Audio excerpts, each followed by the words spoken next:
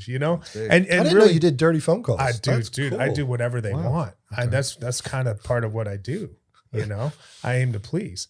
So speaking of uncomfortable, sometimes I get uncomfortable, and so I got to ask, because in the industry you've got a reputation. Mm-hmm. Yeah. Have you heard? I have. Reputation. Bring it on. I always like to hear it. Well, baby, you've been on my mind. I think about you all the time. Oh, I want to see your face. Brandon. Yeah.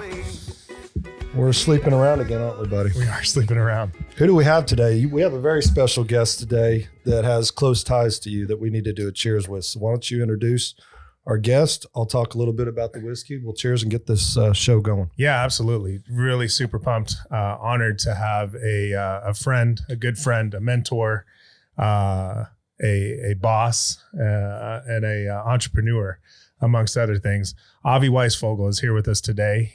He is the founder of the International Academy of Sleep, which I work with, and he's got a really cool story. So I'm interested to talk more about it. Yeah, and this is my first time. I actually met Avi a little earlier today, so we're going to get to know this gentleman. But first, we're going to be drinking whiskey. Yeah, what are we drinking? Striker. Ted Striker. Striker. And so this is out of Blanco, Texas. Handsome Dan and I were going back and forth. I like to say Blanco.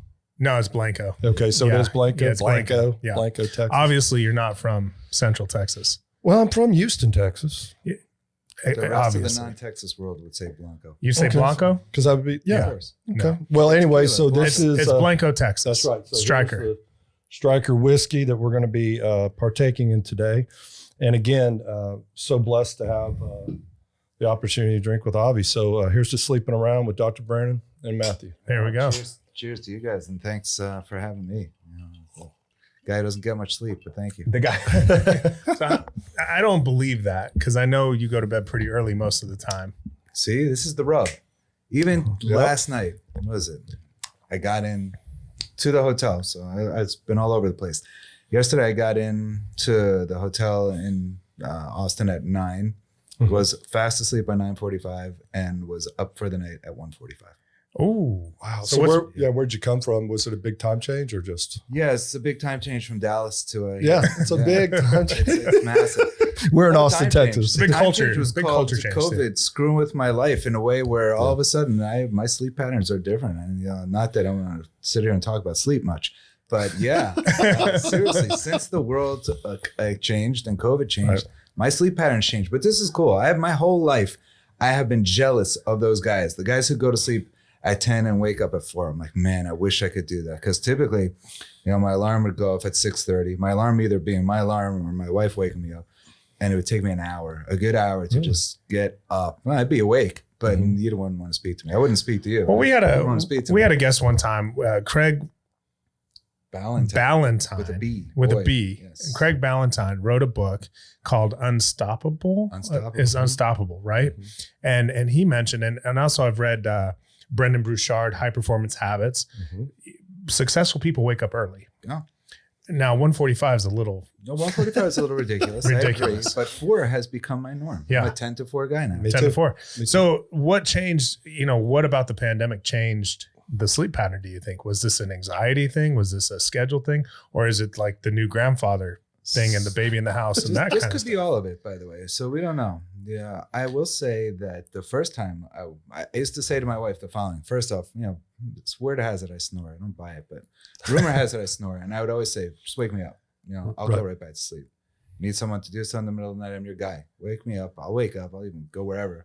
I'll come back. I'll go right back to sleep. I figured this was going to happen. Right. And the first time it didn't. I was just awake. I like to read. Brandon knows I like to read. I read a lot of books. And so I just started reading. And I don't know. I ever since that first time, I get up. I get up at 3:30, 4, 2:30. Last night, apparently 1:45. Yeah. It's my 2:45. But that's East Coast time is a difference. Yeah. But, the 4 hours actually felt good compared to what I had the past few nights. So I'll take it. Yeah, good. Well, it's funny. I think Brandon and I have talked about this many times. I have been waking up at 4 o'clock since I was in high school. No alarm, but I had a father, still have a father who was military in oil field.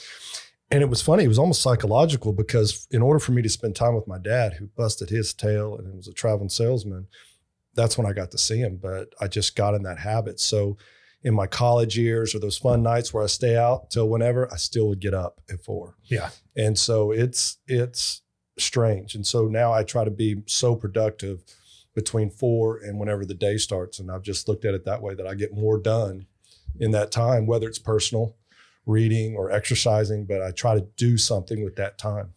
This has been, by the way, phenomenal because I wake up and nobody bothers me. It's so quiet. Now, I will say, I do have a grandson, as you could tell, but I get up with him, and that time with him is amazing. Right. It's just quiet, and it's a little bonding time. But before that, boy, it is quiet. I get so much done. It's pretty awesome. Now, I have to ask the question, because you guys obviously have known each other for how many years? A lot of years now. Yeah, shoot. I met Avi in 2015 for the first time. Okay. Started working together in 2018. You know your timeline probably better than me exactly, because there are certain life events that happened in your life that led to us working together. Right. I was bugging him for a while about it. Right. Yeah. We finally got the go ahead. There was some monkey off of his back or something. I don't know. I don't remember. We've talked about that. I don't remember exactly what it was. We've actually talked about it on the podcast. We have. We don't say I've had names. 2 monkeys. So, who's counting monkeys? Speaking of monkeys. Speaking of monkeys. Monkey love. Yes. Hot monkey love. Hot monkey. Avi, what is your origin of your name? I have never, we are the same age, even though he looks ridiculously younger than me. I've never met an Avi. Well, this is amazing, huh? So, there probably are no Avis in Texas, is my guess. And probably not many in Louisiana either. Right. My world, the Jewish world, it's like John Smith. So is it really? I'll tell you where the name comes from. Please. You've heard of the forefathers, the famous Jewish forefathers of Abraham, Isaac, and Jacob, right? So the Jewish for Abraham is Avraham, short name Avi. My parents, so I actually have a whole Hebrew name too, but the short nicknamey version is Avi, and my parents liked it so much they made it my official real name, AVI. Well, how about that? Because my daughter's name is Mia, M-E-A, and her name is Marie Elizabeth Allard. But we've always I like that. That's we just good. always called her by her initials. That works. So you guys met and you tried to get them there for a while, but so you guys have a working relationship, and I want to talk about your business. Today, I was lucky enough to peek in and kind of listen in on what you guys do as far as a presentation, and I was thoroughly impressed. Number one, I listen to a lot of talks, right? And I go to a lot of trainings and stuff. And the way you guys keep it light and real, I really appreciate it. And your joke about no COVID in Texas was classic, by the way. It's on. There's no COVID in You're Texas. saying joke. That's why we have courses here. I knew because we tried putting on courses. So we had our courses scheduled. March happened. It's funny, on my phone comes up a March memory, March 9th, 2020. I don't remember if you were with us that night. We went to see a show, one of the shows there in Vegas. Brandon and I usually hang at that point in Vegas. We have a course and then we hang, and COVID came, changed the whole game, obviously. And then our next course, which was in April, canceled for us. And then we started talking, should we have this one in July? Should we have it? And we planned on having it because it was in the other place with no COVID, Florida.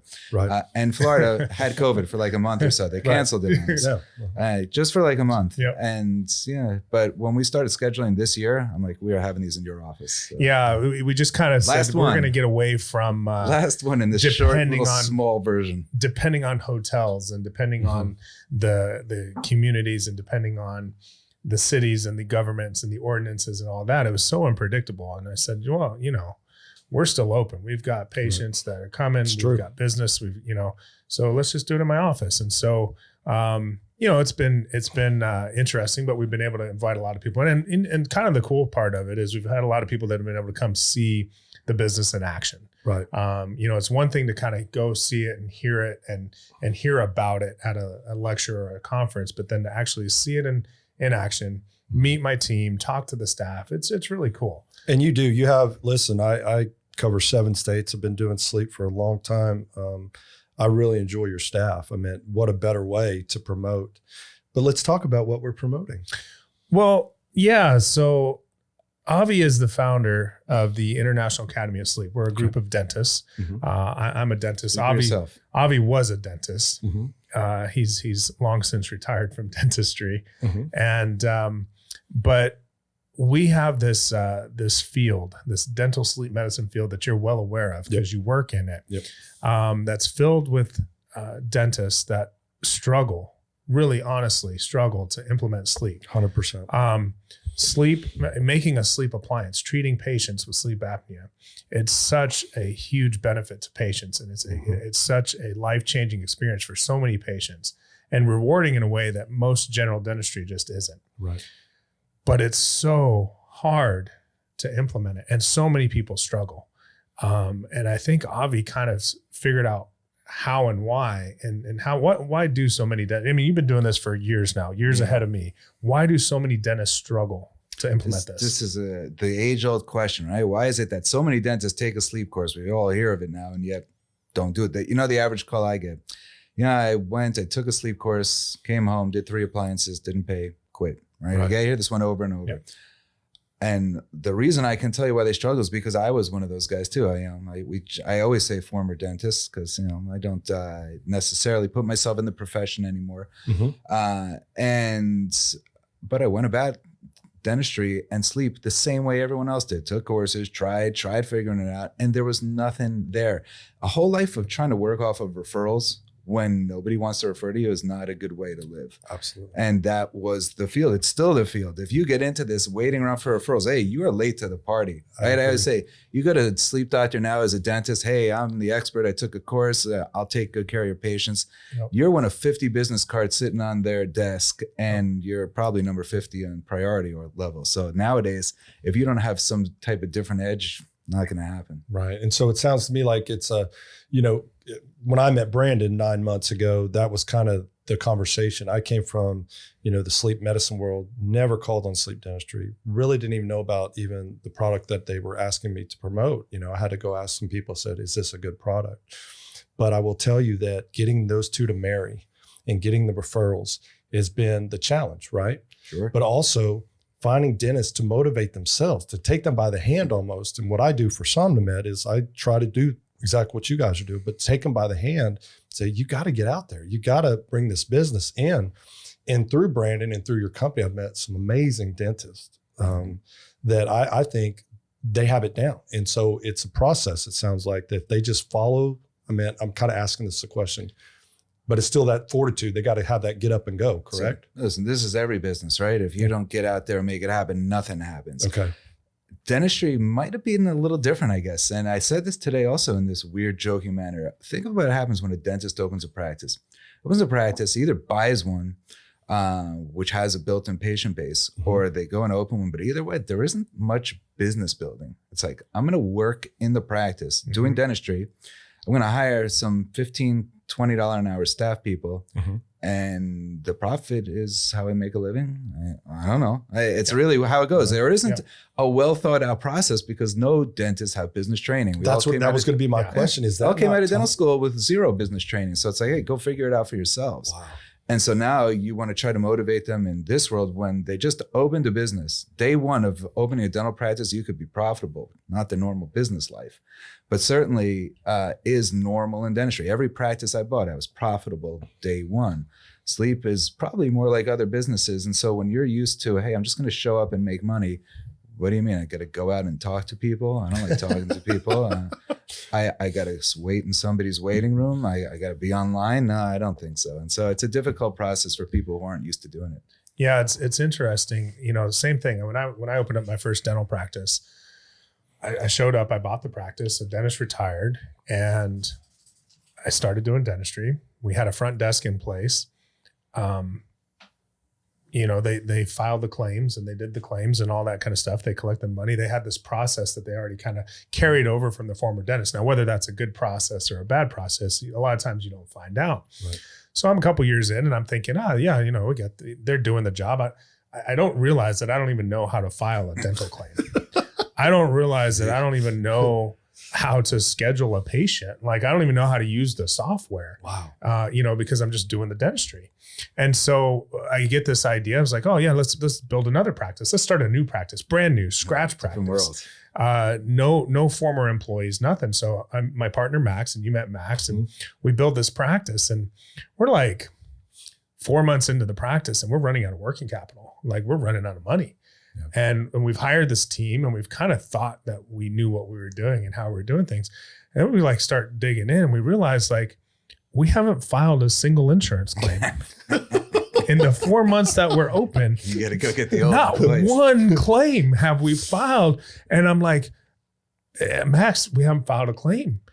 That's where the money is. Right. He's like, where's the money, Lebowski? And I'm like, well, I guess we have to actually submit it for the insurance companies to pay. But in dentistry, you submit the claim and they just pay. And I think what we see with dental sleep medicine is we submit the claim and they don't pay. Different world, right? We're a dentist filing in a medical world. Right. And by the way, medical insurance has no interest in paying dentists. So unless you go out there and chase it, you're going to get paid 0 times. Yeah. My original claims, I go way back to my first claims in doing this. I spent Fridays on the phone. Now, I had time then to spend Fridays on the phone, so I could spend Fridays on the phone and thinking about, hey, I'm going to make $3,000 if this call is productive. So I'm going to make this call happen. I'll stay on hold for 2 hours. This was my living. Right. And so doing that back then was how I got paid. And then as you get busier, do you continue to do it? Dentists are notoriously busy, by the way. Think about a typical practice. These guys are busy in the weeds all day long, not really businessing. Right. No. In the weeds, Patients. in the business. I see patients. That's what I do. I'm a dentist, right? And so I don't think about business that way. I just am going to see what's put in front of me. And this world, you got to be different. If you don't go out and make it happen, as I said, it just won't happen. Well, and it's interesting. I also got to meet Christine today. Shout out Christine. Yeah. And I was telling her, she was asking me kind of what my philosophy was and how I work with dentists. And I said, well, I partner with them. I motivate them. I help get, for so long in my field in oral appliances, it was just a sales call, right? You go in and you say, I'm going to sell this, but not realizing how busy dentists really are and saying, okay, how can we be more helpful? And so that's where I've seen some growth in that, where it's like, okay, thank you. Someone's willing to help versus just come in, drop something. And you said something pretty awesome today. I was listening to you today when you talked about salespeople coming in. See, he hasn't met you before, so he still listens. I get the same 12 stories. You can hear them every time. Oh, really? Well, good. Well, this is my first one, but you gave a great example of a sales guy coming in. He opens up. It's a perfect, I think it was for dentures or caps or something. And everybody kind of laughed because I was even laughing because I see people do that all the time. Instead of sitting down saying, how can I be helpful? Or, what's the best thing that I can do for your business? A lot of these dentists who come to these courses, right? Are they brand new into sleep? Have they been doing sleep? Have they dabbled in it? Like you said, they did the 1 or 3 and they were burnt years ago. What makes up the majority of the dentists who come to International Academy of Sleep? At our course, probably half, you know, and maybe going more towards the other angle. We do look for dentists that are not ingrained in the world of sleep. Right. There's a lot of bad habits we got to overturn if that's the case. I always bring up the example, and I don't play golf, but I bring up the example as imagine you're a golf instructor and somebody's got a god awful swing and you got to undo the whole thing. In our world, we don't want to undo bad habits. Right. We just want to teach you right from the beginning. And so even if you're around, like I think from our course today, we had one she's a sleep dentist. She does 10, 15 appliances. She really goes for it. The rest of them, I don't think they made 10 combined. And so even if they've been around, that is the normal story. We hear it all the time. So there are not that many that are, I'd call seasoned vets that will show up here. Mm-hmm. Yeah. The other story we hear all the time is, I've been doing sleep for a while. I've been doing sleep for 10 years. I love this story. I've been doing sleep for 5 years. And I say, that's great. How many appliances do you typically do? And they say, I've done about 10.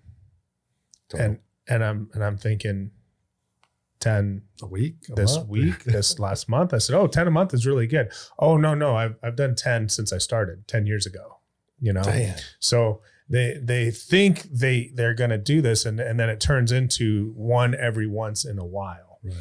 Right. And typically only if the patients pay cash because they're not billing insurance, because that's, I mean, and I don't know, do you think that's the biggest hurdle? Is it getting the referrals or getting paid?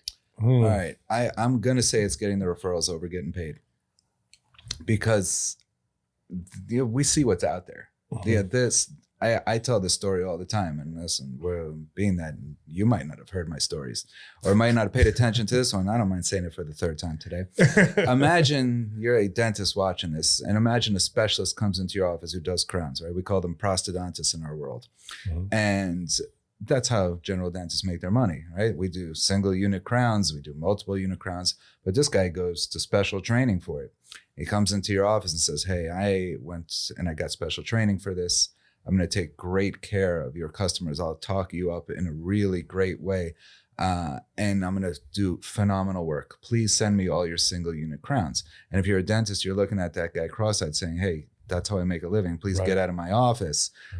Don't come back here ever again. And meanwhile, a dentist who goes to a sleep doctor asking for the mild to moderate patients does the same exact thing. Hey, I know you're working real hard out there, but I'm going to do a great job for you. Please send me all your easy patients, all those that you busted your back to get all of these patients in your door. Just send me the easy ones only. That's all I ask. Yeah. Well, and I think too, coming from the sleep world, it was interesting because, Brandon and I laugh when they give the compliance, right? Like, what is true compliance on a CPAP? Bringing up my daughter again. She's one of those unicorns. She loves her CPAP. She wears it, stays on it, follows the app, does that. But there's these non-compliant patients that there's other options out there instead of continuously to titrate, continues to push on, especially if they're 30 AHI or lower, right? Mild to moderate. But having those conversations have got to been a little easier since COVID. And by the time this will show, we've had that Philips recall now going on a long time. And I know my life has been really busy, and it seems like there's more doors opening up to sleep dentistry from what I'm seeing in my neck of the woods, which again doesn't have COVID. But I have sales reps that are all over the country that don't, New Jersey, one of them up there. Those guys have COVID. Yeah, they have COVID.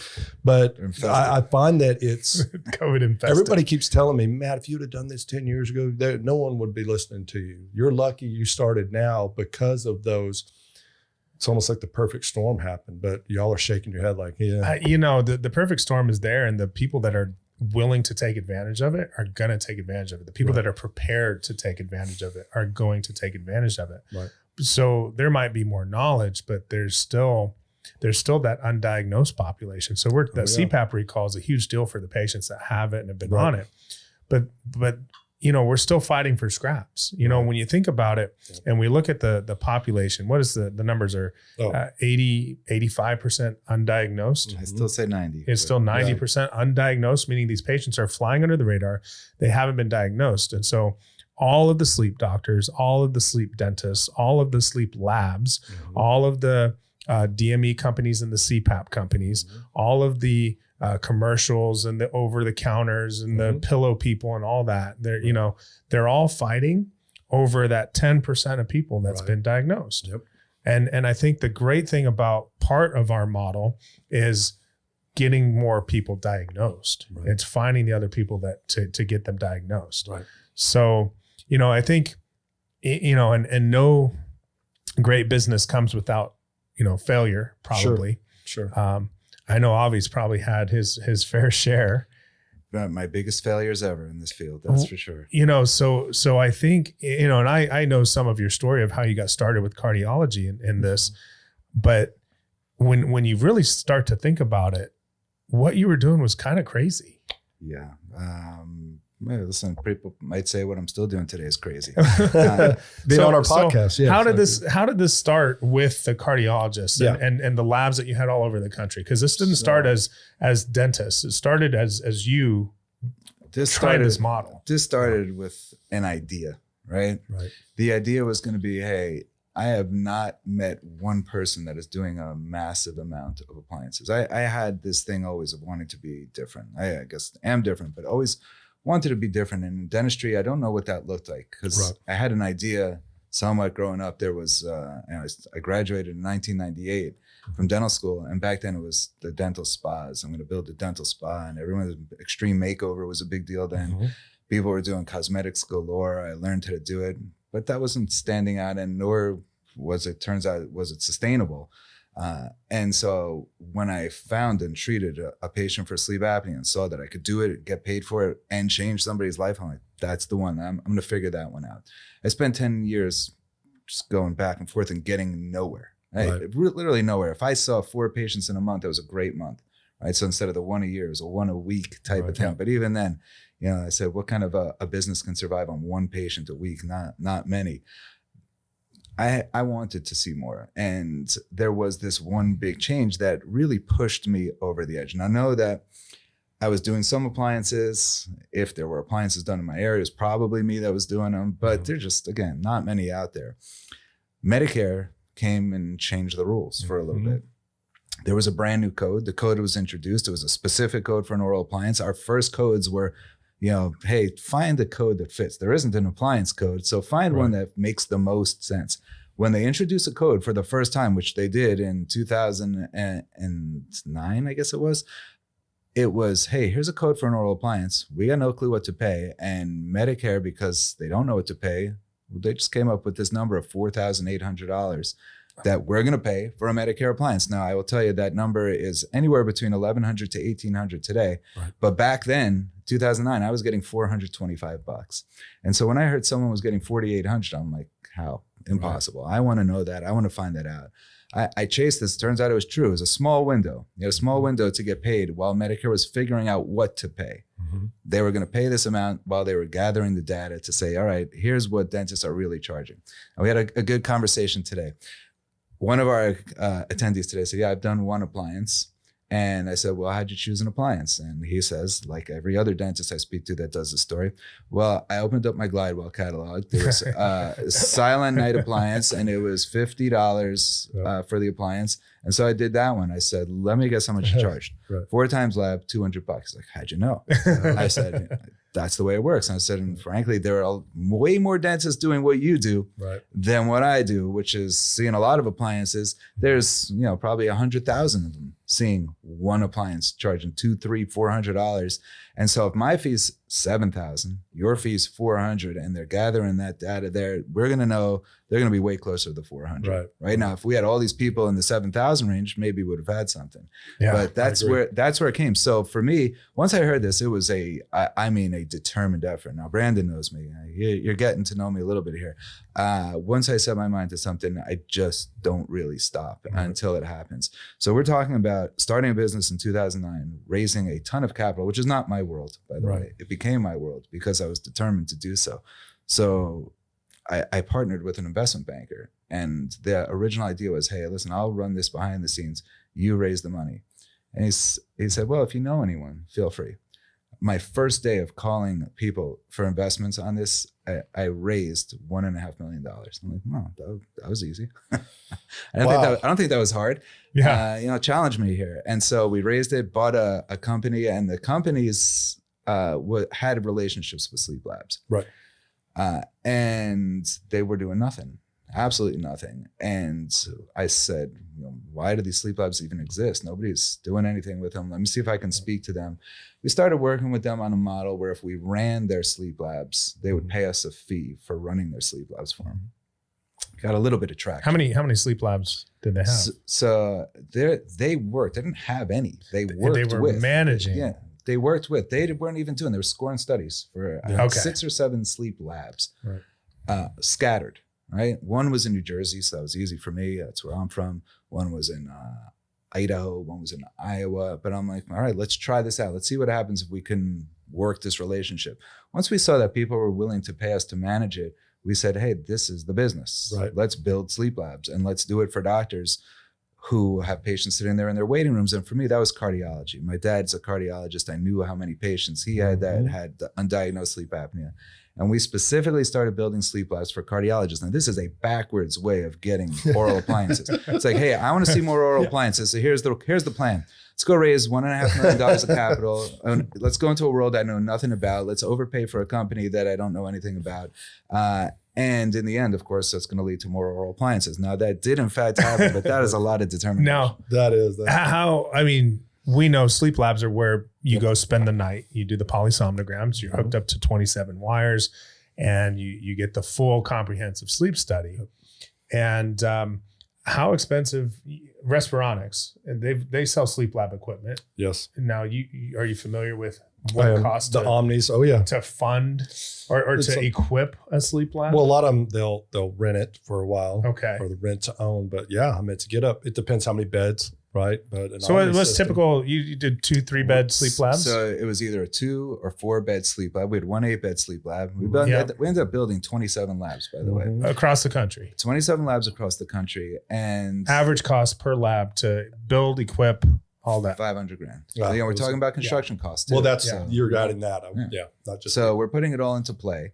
We're figuring on, we've got to probably throw working cap in here also. So that way we have some employees that can help run this. Sleep techs, they're an odd bird, right? They're people that work at night. It's a little different crowd.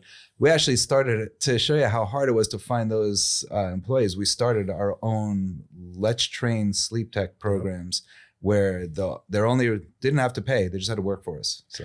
Interesting. Again, Okay. a way hard way to get to an oral appliance. Okay. These are all the pieces. This will go on for all night. So 27 sleep labs. 27 sleep labs. Partnered with cardiologists Correct. around the country. And out of 27 sleep labs that once they were up and running, and you were running this program in the cardiology offices. So all the patients that were going to the sleep lab were coming from Straight from the cardiology practice. And most of the labs, by the way, were attached or right near the building. So Okay. it's not like we went far. Okay. So 27 sleep labs.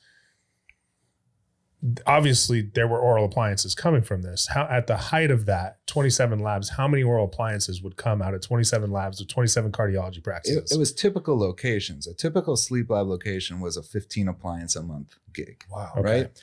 Now, if that's all I was doing, maybe it wouldn't have made sense because, but at the time I was doing CPAP. I had a full DME company. And so Gotcha. if a patient came out, we were treating them. There you go. And CPAP was a pretty profitable business. Back then. Yeah, there was no competitive bidding, which That's right. ruined the Medicare process, which is what drove me out of the CPAP business and pushed the oral appliance portion even more. But that was a typical sleep lab, 15 a month with a full beds, 4 beds. Sounds about right. Yeah.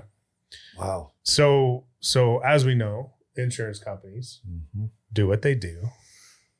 They slash prices. They slash reimbursements. Night and day. And not only that, but they started pushing the home tests started coming out. That was a game changer. I remember when they launched them, and then I thought, man, this will never work. They got to go in percentuals at least, they at least got to get, they got to be first lab. And I thought there was no way this is going to be a thing. And It's a thing. It's a I'm thing. sure it's here to stay. Oh yeah. I don't, here's what my attorney always tells me. I throw logic out the window when it comes to healthcare, Medicare in general. Just logic has nothing to do with it. Okay. This is a money-driven business. And my attorney says that about every ex-wife that I have. Yeah. So just Money driven. throw logic Just and money. throw logic and money. So.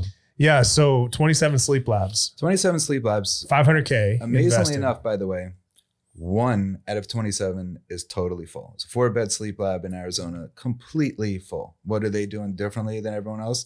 A business guy who ran this place along with the doctors. And what he said, that was it. There was no arguing.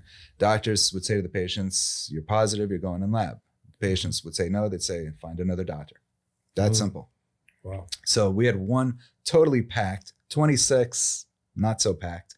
And why? Why was it? So imagine spending $500,000 on a business. Imagine having all the tools to fill this business so it's wildly profitable. No, not going to do it. Why? Because I have to talk to my patients. And I have to talk for like 30 minutes, 40 minutes. I can't do that. I'm busy. Yeah. I'm not going to, I don't care how much we spent. And this is, again, healthcare logic. Yeah. My dad's a doctor, so, I feel I can make fun of him, hence, as part of this podcast, I'll be the one making the Jewish jokes and references as well. So, we can all do our thing there. But there's not a great business sense there. And so we would work with business people to get the business idea off the ground. But then when it came down to the actual doctors trying to fill them, it didn't happen. It wasn't until literally one small idea. We put employees of ours there to talk on their behalf, that the labs became packed and the appliances really started to flow. And the CPAP. I think I can remember when that happened too. It's like there was internal where a doctor was still overseeing everything, but there was someone that was actually what they called a sleep coach. I remember going, what? Or, someone that knew what they were doing. And I can remember on the CPAP side, because I was Philip's Respironics guy, I loved working with They're sleep doing pretty labs. well these days, right? Yeah. Oh yeah, they're doing great. Yeah. But I'm Gangbusters. serious. I loved going to sleep labs and working with the sleep labs. But through the years, even that has tailed off because of They're let's call them a little bit of a necessity in the real whole thing. They exist. They do. Usually hospital based, so they can Yep. get a little bit more on the reimbursement side, just the business again. But they exist because we're going to send some patients there, maybe on occasion for the diagnostic purposes, but a lot of them for the back end titration purposes, specifically in CPAPs. Hey, in my territory, a lot of the independents didn't make it. Yeah. For one reason other than COVID, right? I will tell you, in hospitals, I mean, they're still, I wouldn't say they're thriving, but they're there. And I still call on them. But it's a unique relationship now where they used to have 8 beds at Memorial Hermann. Now there's 3 beds. Or different hospitals that I call Methodist over in Houston. They used to have a whole floor full of them. Now they only use so many. They're using, those rooms for something else. So it's mind boggling because I've been doing sleep or been involved in sleep since 99, and just to see how it's transformed. And it's just, the home sleep testing was the game changer. In the best way possible, really in the best way possible for us and our business, because this idea of building sleep labs, it's ridiculous. I was going to say, you're not going to get go on the road. dentists to buy into that. I wasn't thinking about anybody but myself at the point, right? I was just thinking about me and how I was going to make a living. And then all of a sudden, the home sleep test became the norm. Mm-hmm. I didn't have to work with cardiologists anymore, because to fill a sleep lab, you need a busy cardiology office. To do home sleep testing, which costs pennies, let's do it everywhere. Let's do it with the primary care guy down the street. Let's do it with the internists. Let's do it with the urologists. Let's do it with the pain managements. Let's throw these units out there, which, by the way, as you know, some companies actually really do throw their units out there. Yes, they do. Here you go. I'll come back and pick this up in 3 years. Use it as you like. Just make sure I meet my quota, right? That exists out there. But in our world, we now got to work with every doctor under the sun. Right. And so I just had a rule. This was a rule with myself. Between my house and my office, I was going to stop in at every doctor I could. I'm going to stop in. As long as I don't have a meeting to go to, I'm going to stop in, say hi, introduce myself, and start to get to know this office. Like the soft sell. Let me go in and talk. Just talk to whoever's there. Get to know them. I got to know the front office people at every office really well. Made it easy for me to get meetings with the doctors, and then made it easy for me to just say, hey, let's home sleep test your patients. What do we have to lose? Right. Now, you quit doing dentistry by now, 27 sleep labs around the country. Not fully quit, but mostly quit. Mostly quit doing dentistry. I was a 1 day a week guy. Okay. And that business obviously up in flames. The dental business itself? No. Or the sleep lab business? Sleep lab yeah, business. That sleep lab business really, it went up in flames, by the way, with a lot of my hopes and dreams too, because at that time I was out of dentistry. I'm like, I made it. And it's great that Brandon keeps bringing it up. So Yeah, the 27, the 27.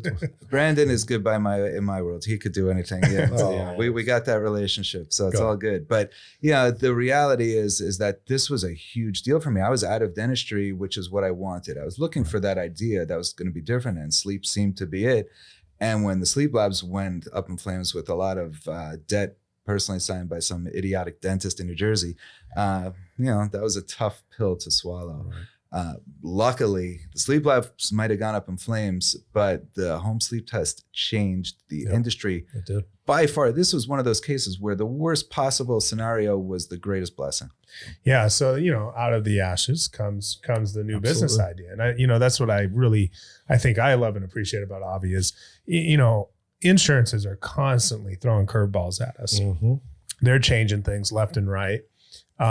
New rules, new processes, United Healthcare, this and that. And when you're in this industry, sometimes you'll hear all the doom and gloom that comes from it.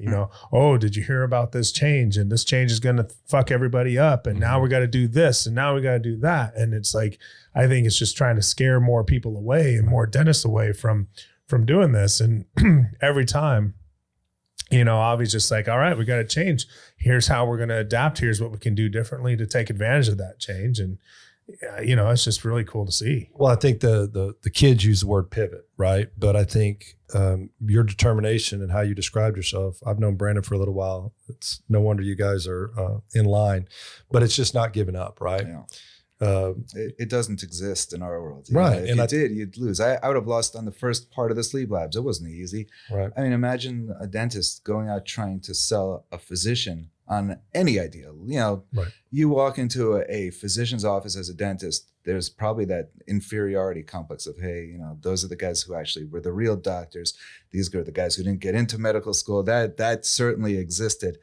And trying to sell them on a concept that they didn't know, understand, or care about was not an easy thing to do. So going out there and doing that was a lesson in determination. I was going to keep going one way or the other. The business would have had to be completely broke at that point for me to stop. Well, and you have seen, so since you launched and started doing home sleep testing, that has all changed. The machine, the technology, the simplicity of use, I can remember we had the Stardust when I was there, the old Stardust.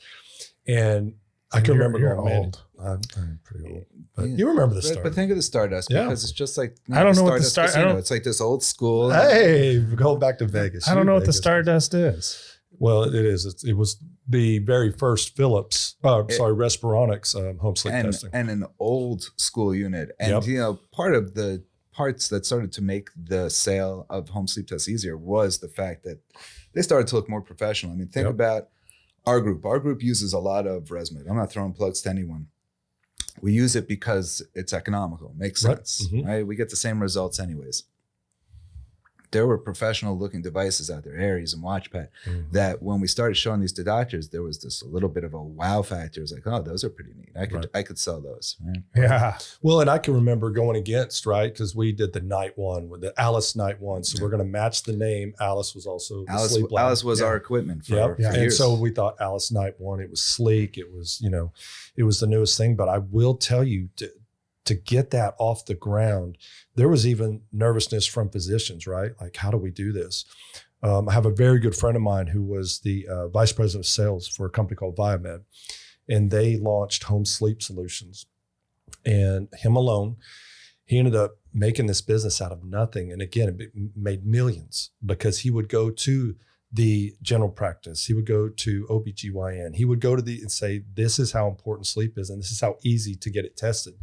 And I believe they were also using ResMed machines. And so in my industry, I work with all of them. I work with Edamar, Watermark, ResMed, Philips still. I work with the LowT Centers right now. And our company helped sell 600 something units when they launched off the LowT Centers do that, right? So I think teaming up with all of them, but the technology is night and day. It's a different world. Well, and more important than the units themselves, I think, is the platform. It's the software. It's the integration, and they got the new ones coming out. The rings. I mean, the joke is that pretty soon the home sleep testing will literally be just like your watch. Yeah, it's going to come from your iPhone at some point. Yeah, by the way. I'm sure. Or just the ring. They have those rings. The Aura ring. Yep. I mean, it's the night out. I mean, there's just some great technology. It was amazing. When I started and we did home sleep tests, there was one place that had a cloud platform, which was Aries. Watermark was the only one that had a cloud platform. Like, wow, these guys are so advanced. Now, they haven't made one technological gain since then, but they use the internet. That was what they did. Every other unit we used, we had to remote into the desktops. Every other one. Oh, yeah. And I can remember those days because it was a big deal for us. We're like, man, it goes to the cloud. Yeah. Well, the cloud, I mean, that's what makes everything so simple for us now when we're working with the sleep docs that are, doing our interps for our cardiology practice. They can be anywhere doing the interps as long as they're licensed in the state, and it makes it so easy. So licensed to practice in your state, huh? Yeah, exactly. Licensed to practice in your state. So everything's going hunky dory. Your sleep labs go up in flames. Here he goes again. I think this is the 5th time. 27. Burnt to the ground, decimated. 18 times 1.5. Exactly. And here we have the new business that takes off. Now you're doing all in Jersey. You're doing the home sleep testing program. You're still working with physicians. You're still helping get people screened and tested and diagnosed. And out of that's coming the same amount of appliances, if not more. More appliances than ever before. More appliances than ever in before. In a concentrated area. It was pretty neat. Okay. So this is going great. And I guess the question is, why quit that? Why stop that? That's, and people ask me all the time, if I was doing so good at this, why stop that to, because they say, what is it? Those who can do and those who can't teach, right? To take on this bigger picture of creating this program, creating the International Academy of Sleep and bringing it to the masses, so to speak. So these are the questions, right? The best questions. And in the end, hey, it wasn't me. That was my whole thing. It was my idea and the driver, but we had, I was one owner out of many, right? And so the driver putting it in there, and obviously the one that took it all pretty personally. And again, the idiot who signed his name on the line for credit lines. But I was one of the owners, and we did a ton, and I made really good money and got my portion bought out at some point. I didn't have this idea until this idea, and the idea being, hey, let's teach dentists, until I started giving courses. Right. The first course I gave me the idea of, hey, I think I could teach these courses, because my first course given in 2013, and I like telling the story because it is kind of funny. I started to get into advertising as a dentist, started really advertising for niche things like implants, full mouth, construction type of deals. And I said, all right, let me see what I can do on the sleep side for advertising. I'm going to advertise my course.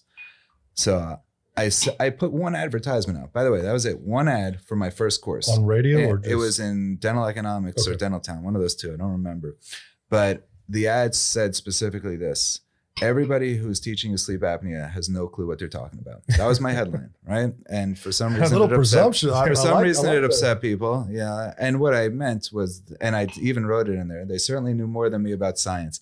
But when it came to the business end and getting patients, they just weren't teaching. They weren't teaching it. There was nothing there. So I started giving courses. My first course in 2013 was given to 20 dentists, and I charged $5,000 a piece. And that was a 2-day course. And then I said, I did that with one ad. What happens if I put a little effort into this? And then I did another one. And then I had 52 or 53, same fee. And then I said, well, if they're coming, A, I could do this at a hotel that could fit more people. And B, let's charge more. So it was $5,500 for the next one. I had 80 something people coming out. I'm like, wow, this is pretty freaking neat.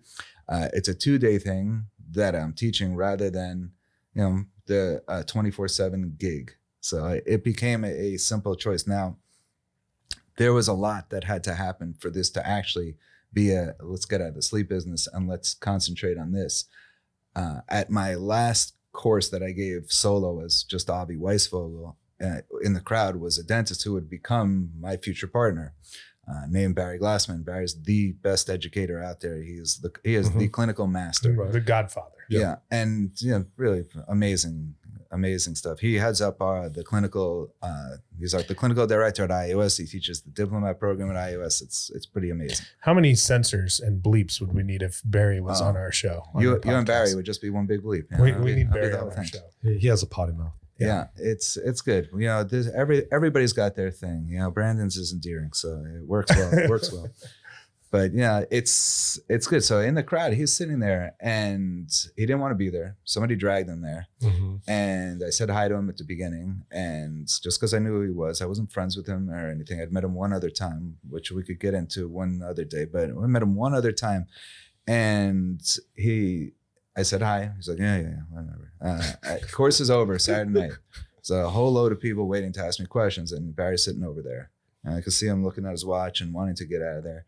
And I said, all right, let me go see what he thought of this. I go up to him and he said, look, he says this all the time. You and I both know. You and I both know that I did not want to be here this weekend. But I got to say, you've come up with an answer to every problem I have faced in this field for the last 20 years. Nice. So here's your problem. This crowd of 80 dentists, none of them are you. So figure out a way to support it. And the idea became, the idea festered for a little bit. I'm like, this could work. Maybe you'll teach the science, right. I'll teach the business. Great. And then it hit me, hey, let's just rip off the same consulting plans that have been around forever. Let's develop a consulting program, right? We'll have 3 different levels. It'll be this level, that level, that level. I don't think we really took anybody in on those other levels, or certainly didn't push to, except for you. But there was this main level, platinum, and that's what we signed up everybody for. This platinum level. I joined as a except for one silver. rube. I joined as a One silver level. What would you pay And for that? I don't even I remember. paid like $500 a month for 8 months, and I got zero from it. Oh, I got nothing. I don't think I got any of that. I got no one call. I got not one newsletter. Finally, I called up and I'm like, "Hey, I've been this like silver member. What do I get for this?" Oh, you're the silver and member. he's like, "You can." he's on the phone. He Avi's, called him. Avi's like, He's been paying $500. Avi's like, we got I took the over. It was 8 months, right? I'm sorry. He's like, we got a silver member. I didn't know. I definitely didn't know. Yeah, Hey, that Hedgecock guy. yeah. He's good. So We you didn't start call it platinum. We called it elite. It was elite, yeah, the elite, the premium. So Elitist. what's your experience been, in the ability to support this and help other dentists do Wow. this? Because Yeah. that's It's a good question. ultimately what, This has been a learning thing like anything else, right? So Sure. in 2014, I started this consulting program. We took on 57 dentists, and it was based off of one person's success, mine, and not really any idea that this Follow would, me. not really any idea if this Right. would work for anybody else. And Right. 57 dentists signed up for it. And the plan was to support it, but the plan was going to be, hey, you're going to have to go out and do this anyways. You're going to have to at least set up your own phone calls. Who knew that would be something that we'd end up having to do? Tell people they have to set up phone calls or make it mandatory, which is what we do now. Hey, first call, we're going to set up your call, your introductory call, and on your intro call, we're going to set up your other calls. Right. Because otherwise, apparently, even though you just spent all this money, you're not going to set up your calls. Now, there were some who set up calls religiously, some who I still speak to today. They were on the phone every week, asking questions, doing that. And they went out, obviously, and built a business. And then the others, nothing happened. So we were at these quarterly meetings that we'd have, and some people were seeing great success, and the majority weren't doing anything. And that was years 1 and 2 of doing consulting. And that was Barry and myself doing this, and meant well. And some did great, and others, if they put in no effort, got nowhere. It was not going to be a forced thing. If you wanted it, it was going to happen. And if you didn't, we certainly we're not going to force you to do so. 2016 is when International Academy of Sleep started. That was my solo baby. And that was when I said, you know what's really missing here? And Brandon will tell you that if you put the top 3 most important things to me, if I'm looking for a characteristic in someone, it's loyalty, loyalty, loyalty. That's everything in my world. I will do anything for people that are loyal to me and vice versa. Anything. Doesn't matter. Whatever somebody in my world needs, I'm going to do it for them. And the rest of the people, I don't really seem to necessarily care that much. But hey, the loyal people, I'll do anything I possibly can. And so I said, how do we get loyalty in this field? Because somebody who comes in on a 1-year consulting program that pays a lot of money and is not successful, they're far from loyal. It was time being, I think if somebody is in, it's not a money commitment, it's a time commitment. Right. And the idea of a 4-year program got hatched. And all of a sudden we started to see great numbers of success. We started to see really loyal people and people who started to really enjoy hanging with each other. And it's pretty neat. And that is what gave us the ideas here of starting to, hey, we got these people coming in. They're unbelievable. We got to do our part to really make sure they're succeeding. And we don't stop, by the way. We are constantly improving that process. The supporting factor of this, where you have this whole team of people behind you just there for support. We're so weighed heavy on customer support versus anything else in our business. it's really a fantastic group to be a part of. It's amazing. Wait, so you ended up after silver, you decided to? So yes. So silver didn't work out. We refunded his $4,000. They did not refund me. Silver didn't work out. I got some empty promises that they would, make I've it since up to me spent at later. least $4,000 on dinners. So I later went and joined on the full level, and the levels disappeared, and I ended up joining as a full member after a couple years. And I was kind of part of that transition. Right. I was going to say, I was trying to do that time frame, I had joined 2016 before the That's a good transition. So I joined, it was a 1-year program. Right. And in 1 year, it's hard to build a business. Agree. And see results. Right. The results you want to see after 1 year. So Right. the investment was made.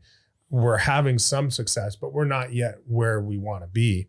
And, you know, I was kind of pushing Avi. I said, you know, hey, 1 year's kind of short to, you know, if people are really busting ass, but it flies by. It does. And if you're not just and who knows what happens. And so this really takes, and so, you know, we started to really push. And then of course, that was 2016, we saw exponential growth. We went from treating 3, 4, 5 patients a month, which is pretty good, to treating in those 2 years to treating 50, 60 patients a month. You know, I mean, that's just, I can't even do that math. Avi's good at math. It's a lot. It's a lot more. It's about equal to a silver level. Yeah. I mean, it's a lot more. And Noted so how little he did on the silver level. yeah, I did 0 on the silver. He wasn't committed. I was not committed. I was only, $500. But the group is an amazing group to be a part of, because so many like-minded individuals. Right. It's so cool to go to these events Right. and have, you know, 150 dentists in a room that are all working towards the same goal of having an impact in people's lives and growing their business so that they can impact more lives. Right. You know, and so Avi uses the word success, and it's kind of interesting because I think people define success differently. Agree. What would you say, like in your average day to day, when you work with a dentist, who's the successful dentist doing sleep? What are they doing? What you mean? What are their traits, or what are their numbers? What are their numbers? Give us both. What are, I'm traits curious and about both. numbers. Well, I mean, there's no secret, Brandon. Here in the state of Texas, I have 4 big guns, and that's who I consider successful. So they're averaging between. Not me. You don't have to talk about me. No, you're one of them. They average between 50 and 100 a month. Okay. And it's interesting to me because then I have these onesie twosies that really feel like they're successful. Yeah. And I won't say names. We agreed we wouldn't do that on podcast, but I have a dentist that he thinks he wrote the book on sleep dentistry. And when I came into it, full disclosure, I didn't know much about sleep dentistry. I knew a lot about sleep. And he loved to tout how successful it. He was the guru. And Does his name rhyme with Schmax Schmur? I love him, by the way. He is the man. He is. Shout out Schmax. And I think he's hunting right now, so he better kill something. But no, so when I found out his numbers, I went to his face and just said, that isn't successful to me. And so, you know, to me, it's at least 50 to 100. I challenge the dentists that I work with. I don't work with a lot of dentists. Truth be told, I work with physicians, but I meant the goal is 1,000 a year at least. So if that's success to you, I'll tell you that I can count on basically 2 hands, maybe 1 foot, the number of dentists in the entire country I know that are successful, because that's just really an oddity. Yep. But doable. It's that's doable. so that's why you said, how do I measure? It's doable. Is pushing. But if we look at the average dentist out there that's a diplomate in the program, and they're really doing a good job, like Avi said earlier, they're doing 10 a month. That's what I was. Yeah. They're doing 10 a month. I mean, I would say that a lot of my dentists average 5. Yeah. And know where the difference comes. And to me, it's always clear. Yeah. I've been really a big proponent of what I call the medical model, going to doctors' offices, running these programs, doing it. It's so much easier for a dentist to fall back into the comfort zone of, I tried. I went out there, and you know what? I think I'm just more comfortable just trying to get referrals. I'm like, I know it's more comfortable. Right. More comfortable is not going to lead you to get where you need to Get go. uncomfortable. You have to be uncomfortable, right? You know, without that chaotic uncomfort, there's no Well, growth. Max, hey, we had Max on the podcast, and I love his slogan. You got to work hard for everything. Yeah. He even says an erection. You got to work hard for everything. No, he really did. And I love that. That's the mentality. Again, very segmented here, and this office that is it's unique. Yeah. You don't have that, but I see what you're teaching, right? Would you say that in the years since it did transform to the 4-year program, how would you measure success then? Like, you know how some people go into programs and it's if they make this goal, or do they set their own goals? How do you guys measure for each one of them, or do they come up with their own brand? It has to be individual. Right? Yeah. Because So everybody's happy with different things. Yeah, we have some people that they want to work 2 days a month. A month? A month. Okay, I thought I heard you right. And that's like all, Handsome Dan. and that's all they want to do. They want to work It 2 is. days a month and they want to make X amount of money. Right. And so for them, it's 15 appliances, 2 days a month. And that's what they do. Then we have others who are still wanting to do dentistry and they are okay with 15 a month, doing a handful of days, or 20 a month. Then we have some who want to completely quit dentistry and only do sleep and they want 30 a month. Yep. And then we have a few that, you know, they want to build an empire. And that's kind of where we are right now, is we're trying to build that empire.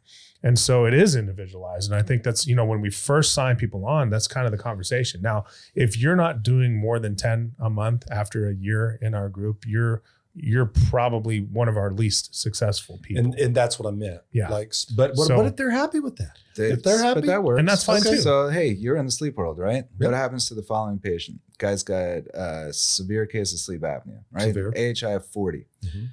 Put him in an appliance. He feels different. His AHI is now 17. Right. Success or not? Success. Exactly, Subjective. right? Yep, And yet, if we had seen him absolutely. to begin with at a 17, failure, Yeah. right? So it's a subjective field to begin with. Absolutely. And in our field, this is going to be an individualized thing. You wanted to hear, this is when I knew we had something pretty special in our group. The first guy who came in and spent, it's not cheap to work with us. You know, so it's, Well, we're going to have a link on our YouTube page. We'll have a link to how, you know, to get involved and how dentists can find you guys. awesome. Looking forward to it. So it's not cheap. And yet somebody comes in, spends the money, hasn't made a penny yet, and says, this is the best money I ever spent. That feels good. Yeah. Wow. That's a success. Yeah. I had a client, probably one of the coolest things anybody said to me, other than some of the things you've said to me, Hey. and some of the things you said. I had, Jimmer, the Jimmer. Yeah. The Jimmer. He goes, honestly, if all I got from my membership dues was just my calls with Brandon, it was worth it. That's big. It's huge, you know? Big. And I didn't know really, you did dirty phone calls. I do, That's dude. cool. I do whatever they Wow. want. Okay. That's kind of part of what I do. You know, I aim to please. So speaking of uncomfortable, Oh, you know, sometimes I get uncomfortable, and so I got to ask, because in the industry, you've got a reputation. Mm-hmm. Yeah, have you heard I have. reputation? Bring Yep. it on. I Yeah. always like to hear it. Well, so full disclosure, and you'll get to know me a little bit better. I don't care. I treat everybody what I call with clear eyes. And so if I was to shake the hand of everybody that I introduced myself and listed all my mistakes and just in life, and I've made a bunch, right? But when people would try to tell me something about you, because I'm so close to Brandon, I just said, I don't care. So what anybody would tell me or try to tell me, I just didn't listen. So that's the truth. But people roll their eyes, or people like when Right. when the name Brandon told Avi me all comes up. about you, and I was like, that's all I needed to know. And When people have a feeling, or there's and this is industry people, you know. So and again, I don't care. remember, I'm small fry, so Yeah. yeah. But You're not going to insult me, but where is go it? for Why is it? So listen, I think this has been an interesting phenomenon my whole life. And I'm being serious on this. Like, I could go back to like 6th grade parent teacher conferences where teachers loved me or hated me, right? There almost seems to be no in between in my world. And it's kind of funny because I say I either do things or don't do things. Well, and you talked about your 3 things, so it's interesting that the loyalty. It's everything to me. And so the people that don't know me probably don't like me, and I don't really know them and or care about their opinion. And so maybe that's a big thing, right? Listen, there had to be some jealousy. Hey, here comes a guy that nobody ever heard of. I did more appliances than all of them. And I know it for a fact. And here I come, bold statement, introducing myself to the world of sleep. Nobody knew me. The ad And campaigns here I were- came in and say, these guys don't know what they're talking about. Right. And then I start touting numbers, Right. saying, here's what I do. And here's how you can learn how to do it. And that's not a way to introduce yourself to a field that you're trying to be liked in. It's a way you're trying to stand out and say, hey, we got something different going on here. I don't necessarily have tolerance for a lot of the same old nonsense. These courses that are being taught, no offenses to the courses being taught, well, sort of, they're all the same. The same sleep course I took 20 years ago with one difference. Hey, today's sleep course is brought to you by this this software person, this equipment person, this whatever, appliances are amazing. This appliance company, right? So that's the difference. Who brought you this same course that's being taught the same stale way for 20 years? And so we wanted to make a difference. We wanted people, and we wanted to stand out. I always love standing out. I hate doing things the same way that people do. And so I introduced myself that way. The first weekend, and I've heard the story now from people that were on that side of the aisle when they're like, this guy's a total jackass, to now, hey, actually this guy's a good guy. And I say to ask anybody who actually knows me rather than the people who never had a conversation. Right. And so you had a weekend, one weekend, first weekend we ever launched, where we had 80 dentists present and 57 of them spent $100,000 in one weekend. And there's got to be some jealousy there. There has to be. Well, I think that's the root to a lot of rumors or how people feel, right? I think jealousy is the root of a lot of things, right? Yeah. First impressions are important though, right? And if you don't have a first impression and you just read something or hear something, and this could do with anybody, but I think even when Brandon and I first met, Brandon got introduced to me and he was kind of like looking at me like, I don't know about this guy. Yeah. So, well, I thought you were nice. The circumstances of who you were with and Lewis texted me, by the way, today. Yeah, He texted me. Yeah, I did. I did him a solid. Yes, you did. You did him a solid. Lewis is a good guy. Lewis from Somnus? Lewis from Yeah, Somnus. he's a good dude. Yeah, he's a good dude. But I like to give him shit. Yep. And so Lewis was introducing me to him. Yep. And I was basically like, Lewis, I don't need another guy, spoon feeding me your same bullshit kind of a thing. I think you said that exactly. I might have. To my face. Yeah. And Lewis is like, just meet him, just come on. And I'm like, okay. Yeah. You're paying for dinner, right? Yep. So You go somewhere good? yeah, we did. We ate at Eddie V's. Eddie V's. Yeah, Eddie V's down on 5th Street. Yep. And It's right near my hotel. Yeah, Austin, Texas. You've been in Austin a lot lately. My home away from home over here. I've been in Texas way too much lately, but yeah. But we don't have COVID Austin's- here, so you're good. That's right. Yeah. That's why we keep coming here. Well, you and Joe Rogan, he moved here too. But let's get serious. So going back to the reputation and going on that, it doesn't seem like from your explanation that it really affects you. You're like, if you don't know me, who gives a shit? What Is that fair? am I gonna do? So I'll go back. Yeah, we've talked ex-wives, right? And I have one. More like our daughter, by the way, is getting married in less than 2 weeks. A week Congratulations. from Sunday. Congratulations. So it's healed a lot of wounds. So Congratulations. that's pretty Good. cool. Because Brandon knows a lot of my history and story there. But that being said, who the hell knows? I keep losing my train of thought, anyways.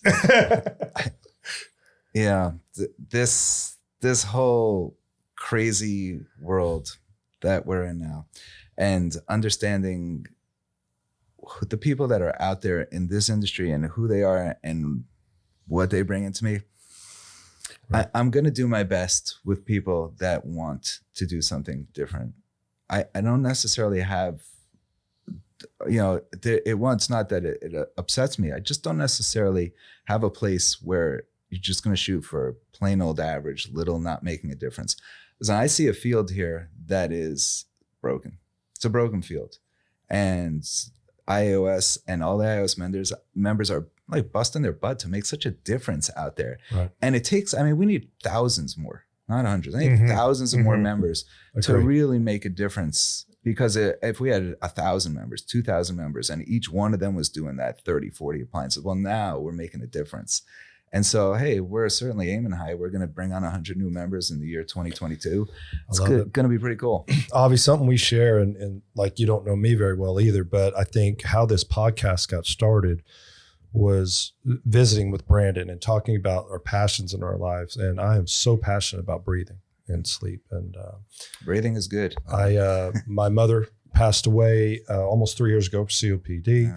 Oh, my ex-wife was on a CPAP before they almost wanted to do a trach instead. Myofacial reconstruction, chin implant. I told you my daughter who's 16, who's beautiful, she's on. So I'm very passionate about it. And one of the things that I preach, and although I do work for a company, I don't care what it takes. I don't care if you're on a CPAP. I don't care if you need surgery. I don't care what you have to do. the goal was to get people to understand how important sleep was and breathing.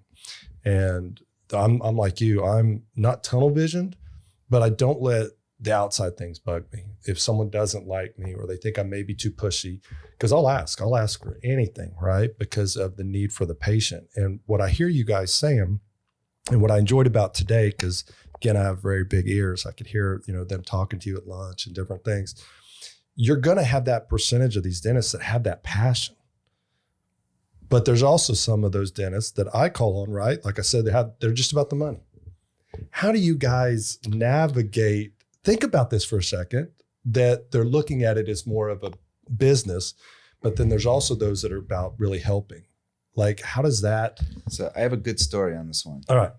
So I opened up a lot of these programs across the country, and we were at a doctor's office, a really large doctor's office, and we came in prepared for this meeting. Gave him all sorts of material, different facts and data on his patients, demographics, everything. Which is not my style, by the way. My style is usually to go in with nothing other than me and my mouth. I don't know. And so we go in to this office. He's looking at this booklet. I start talking. About 30 seconds in, he takes the booklet, which was open, slams it closed, and he goes, "How much money am I going to make on this? Yeah. How much money am I going to make?" And now you could say, hey, good thing, bad thing. If this guy's driven by money, you know what's going to happen? Patients are about to get diagnosed, tested, treated. 100. I agree. That's the byproduct, of somebody going after money is, hey, we're about to help a shit ton of people here. And if somebody's in this for help and they're really going to go at it that way, hey, the byproduct, they'll get to make some good money. Whatever their carrot is, right? Yeah. So I've always been an optimistic person. If money drives you, people are still getting help. If compassion drives you, people are still getting help. And it's funny, what I found in the sleep industry, those who are going for the money goal usually end up helping more people. Yeah, you got it. Which it's hilarious when you think about it, because the world will tell us, well, you need to be a martyr or, a pauper and not be able to. Yeah. But no, I think people like you, obviously, here's a good example, and your drive that you talked about, and that Brandon talked about, the 27 and those not working out, is that you continue to do it, right? And in your wake of what you've done, obviously you picked up this guy who's awesome. Y'all have helped so many people. That's usually my message when I'm asked to talk or speak at different things, is like, I thank people who are saving lives, helping people breathe.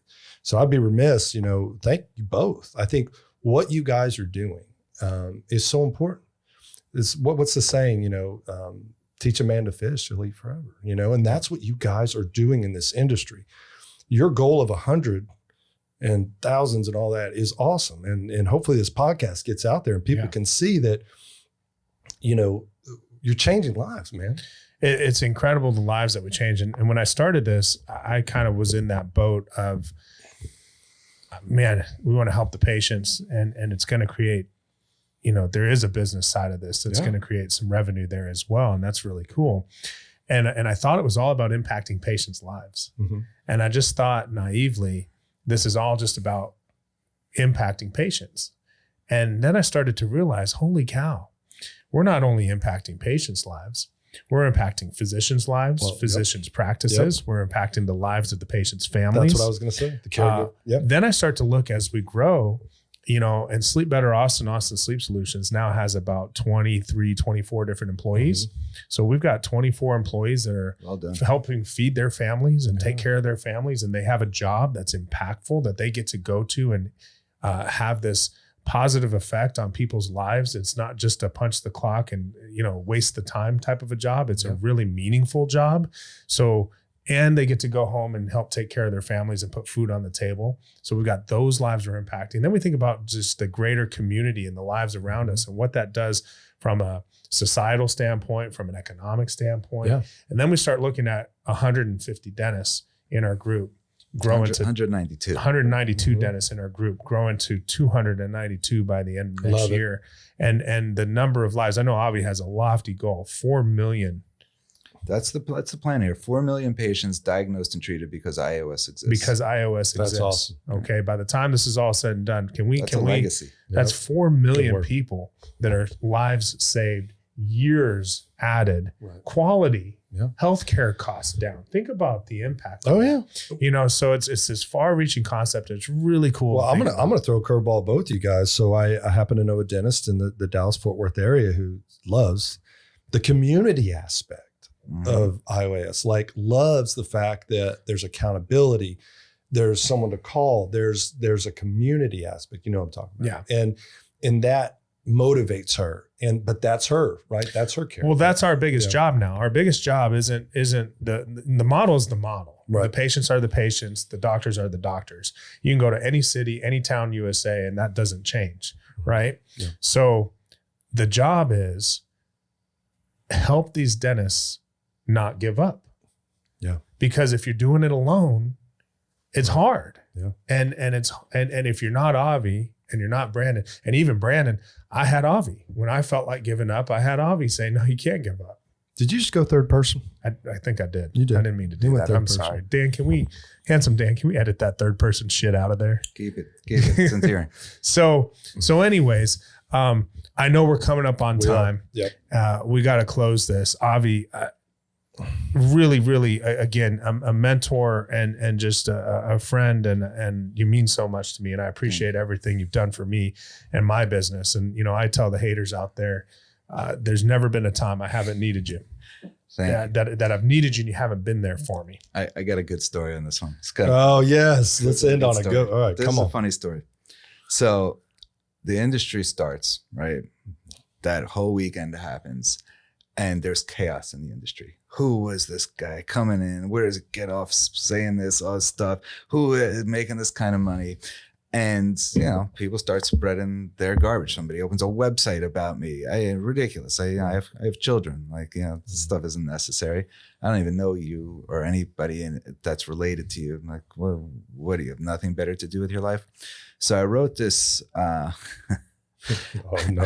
It was like A response. It was an email that I wrote, but I put on it a quote at the top, and it was something about haters being really hateful.